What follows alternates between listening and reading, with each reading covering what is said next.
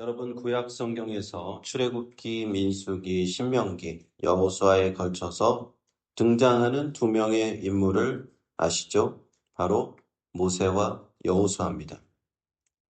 구약 성경을 알레고리적으로 해석하는 방법이 있는데요.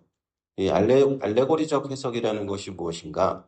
구약 시대에 그 당시에 있던 그 사건을 그때만 적용하는 것이 아니라 지금 예수께서 오신 이후에 영적인 의미를 가진 내용으로 해석하는 그런 방법입니다. 모세는 어떤 사람이었습니까? 이스라엘 백성을 애굽에서 이끌어내고 40년 동안 광야에서 그들을 이끌면서 율법을 전달해 줬던 그런 역할을 했던 사람이죠. 그런데 가나안 땅을 바로 목전에 두고 약속의 땅 가나안 땅에 들어가지 못하고 모세의 사명은 딱 거기서 끝이 나게 됩니다. 그리고 그 가나안 땅을 실제로 정복해 들어가는 그 리더십은 모세가 아니라 여호수아의 것이었습니다. 그래서 이스라엘 백성들은 약속의 땅 가나안을 여호수아의 인도를 따라서 점령을 하게 되죠. 이것을 이제 알레고리적으로 해석을 해보면요. 모세는 이 세례 요한의 등장을 예표한다라고 볼 수 있습니다. 둘은 모두 예비하는 자의 역할을 맡았죠. 모세는 이스라엘 백성을 가나안 땅에 들어가기 위한 준비를 한 사람이었고, 세례 요한은 사람들이 예수님의 오심을 맞이할 수 있도록 사람들의 마음을 준비하는 역할을 했습니다. 이 두 사람은 하나님의 더 큰 구원 계획의 길을 준비하는 역할, 그 역할을 맡았다는 점에서 공통점이 있습니다. 그렇다면 여호수아는 누구를 예표하는 인물이겠어요? 예수님의 오심을 예표하는 인물인 것이죠. 여호수아와 예수님은 그 새로운 시대를 여는 분으로서의 이제 공통점이 있잖아요. 여호수아는 이스라엘 백성을 약속의 땅, 하나님이 인도하신 적과 꿀이 흐르는 땅, 그 땅으로 인도하는 약속을 이룬 그분이었고, 예수님은 세례 요한이 준비한 길을 따라 오셔서 하나님의 구원 사역을 완성하신 분입니다. 약속의 땅 가나안 땅은 영적인 해석으로는 이제 천국이라고 볼 수가 있죠. 가나안 땅에 들어간다, 천국에 들어가는 것과 같습니다. 그리고 또 예수님의 이름은 히브리어 여호수아에 지난번에도 말씀드렸지만 여호수아에서 줄임말이 예수와 예수님의 이 히브리어 이름. 그래서 여호수아가 구약에서 하나님의 구원 계획을 이루는 지도자였던 예수님께서는 신약에서 최종적으로 온 인류를 위해서 구원 사역을 완성시키는 분이심을 우리는 알 수가 있습니다. 13절에 보시면 예수께서 갈릴리로서 요단강에 이르러 요한에게 세례를 받으려 하신대라고 되어 있습니다. 마태복음 2장 마지막에 예수님께서 갈릴리 지역에 거주하시게 된 내용이 나왔었죠.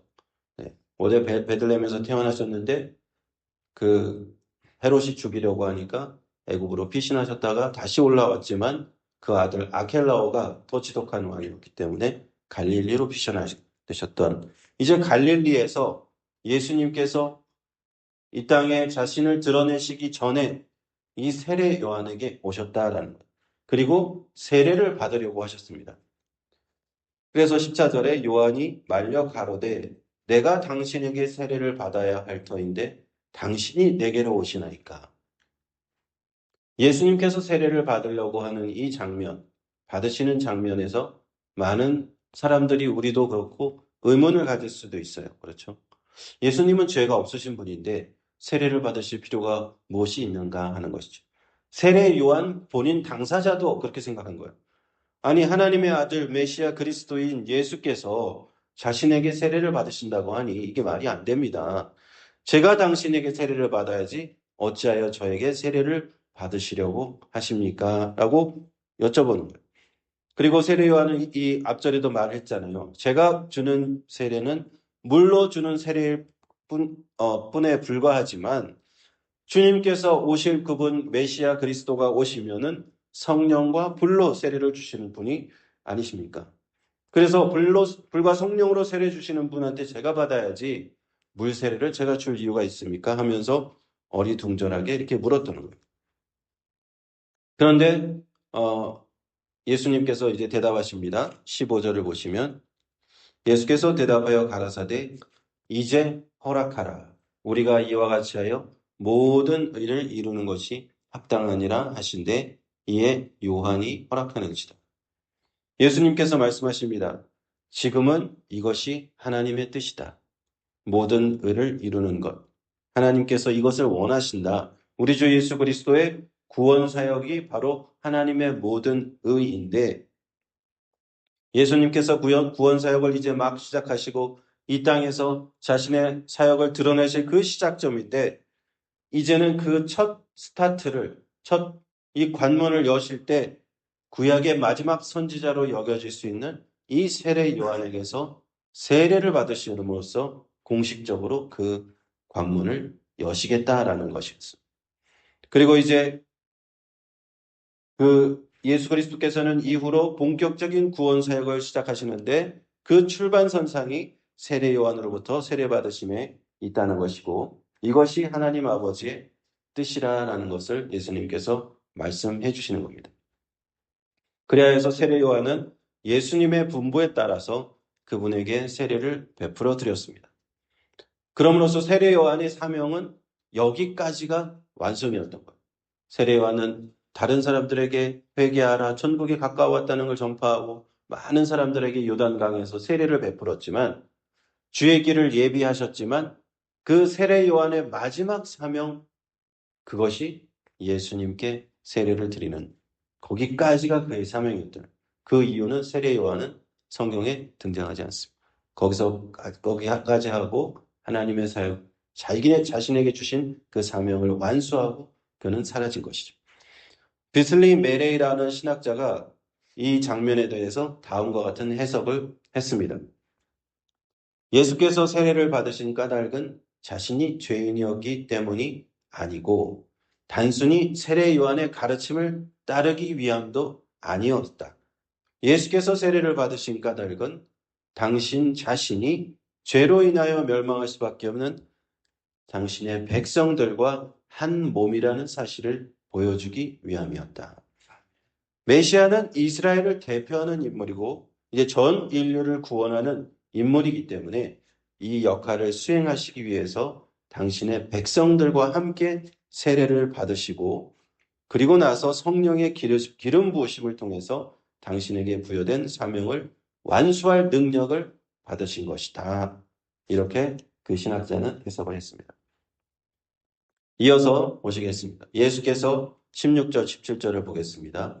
예수께서 세례를 받으시고 곧 물에서 올라오실새 하늘이 열리고 하나님의 성령이 비둘기같이 내려 자기 위에 임하심을 보시더니 17절에 하늘로서 소리가 있어 말씀하시되 이는 내 사랑하는 아들이요 내 기뻐하는 자라 하시니라.